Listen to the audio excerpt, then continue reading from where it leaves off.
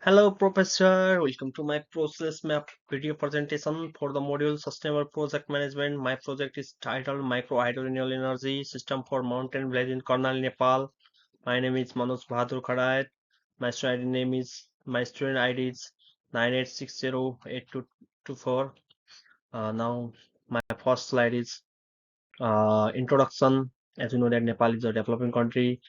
Small hydropower plants are very important in context like Nepal. This project focuses on 50 kilowatt run-off river micro hydro systems designed for remote village in Karnali where energy poverty limits education, healthcare, and economic participation. The system diverts small portions of river flow to generate zero emissions electricity and replaces dependency on diesel and firewood.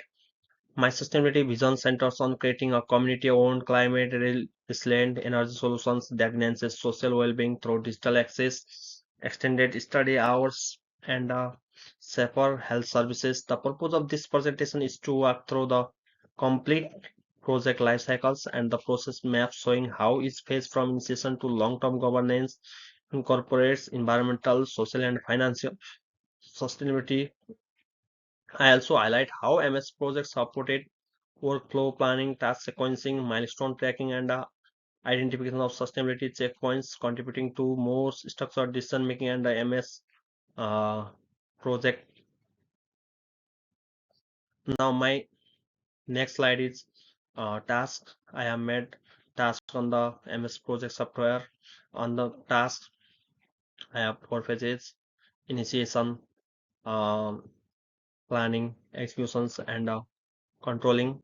On the based of task, I have made Gantt chart in the MS project software. Uh, I have made dissociate. Now my next slide is digital tool reflections. This slide illustrates how MS Project supported the planning, monitoring, and control of micro hydro projects. The dashboard shows an overall 58% completion rate, reflecting progress across major phases, with initiation and planning fully completed, with executions and progress across major phases, with initiation and planning fully completed, while executions commissioning are ongoing. The cost overrun chart highlight where expenses temporarily exceeded estimates, particularly during civil works. The milestone report shows the plan timeline compared against actual progress, helping me track slippages caused by procurement delays and weather-related challenges.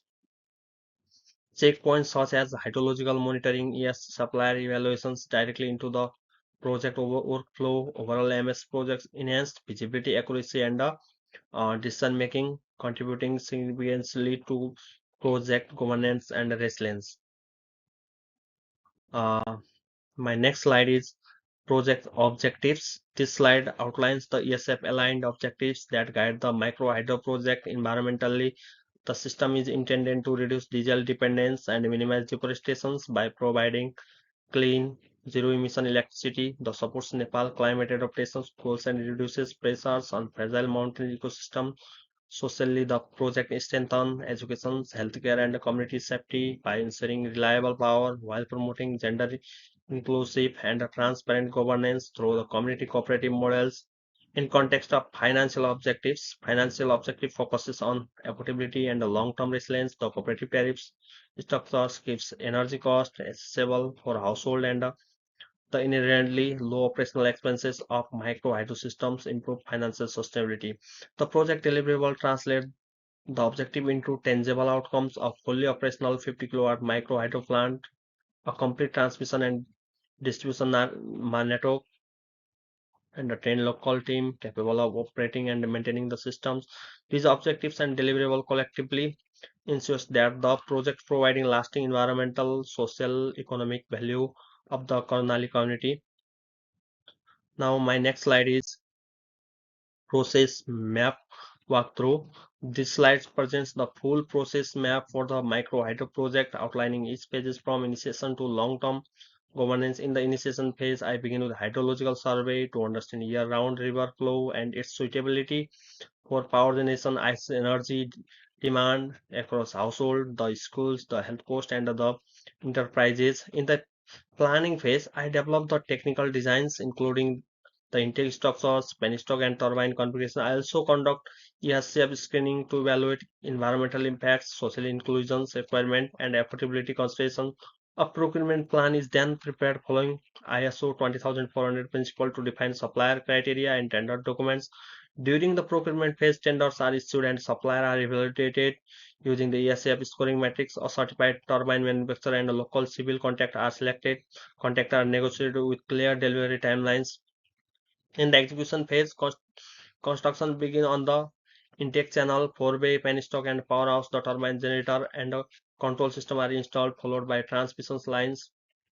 The commissioning and handover phase involves system testing under load, verifying performance and safety compliance. Local operators receive training in maintenance, troubleshootings, and reporting.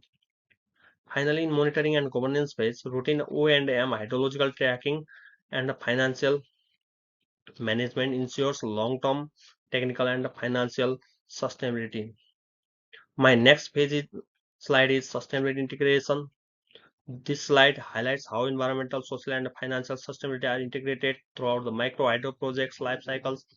From an environmental perspective, the run of river designs ensure zero operational emissions and avoid the ecological disruptions associated with large dams, waste minimization during civil works, and control material use reduce embodied carbon.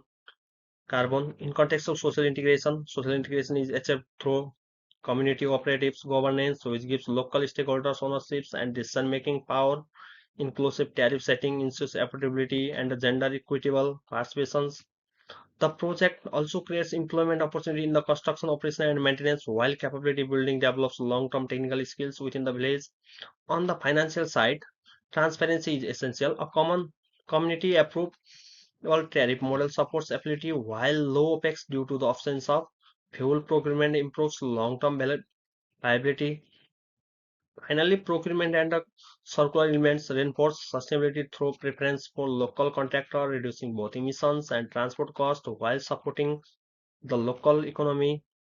ESG-based supplier scoring aligned with ISO 20400 ensures ethical and responsible sourcing. The circular water flow inherent in run-of the river technology returns water to stream unchanged, minimal ecological disturbance. This integrate ESF approach strengthens the project's long-term performance and the community value. Now, my last slide is conclusion. This project demonstrates how micro hydro system can deliver the strong ESF sustainability by providing zero emissions, energy strengthening, social well-being, and maintaining long-term final viability. The process map helped structure each phase clearly, ensuring resilient governance and community ownership. Key lessons include the importance of accurate hydrological planning, inclusive cooperative governance level, aligned procurement, and life cycle focused decision making to minimize long-term risk. Through this work, I strengthen my professional competence in MS project, deepened my understanding of ESF sustainability framework, and improved my ability to assess risk, supply, and overall project performance.